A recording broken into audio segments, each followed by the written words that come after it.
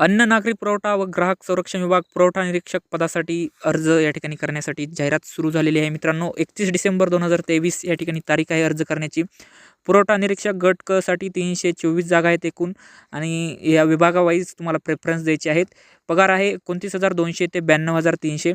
उच्चस्तर लिपिक गट क साठी पगार आहे 25,500 ते 81,100 आणि जागा आहेत 21. तर या पदासाठी अर्ज भरण्यास सुरुवात झालेली आहे आणि एकूण तुम्हाला या ठिकाणी 31 डिसेंबर 2023 शेवटची तारीख आहे. या ठिकाणी मराठी 25 प्रश्न असणार आहेत, इंग्रजी 25 प्रश्न, GK 25 प्रश्न आणि रिजनिंग बुद्धिमत्तेचे या ठिकाणी 25 प्रश्न 2 मार्कासाठी म्हणजे 200 गुणांचा पेपर आहे.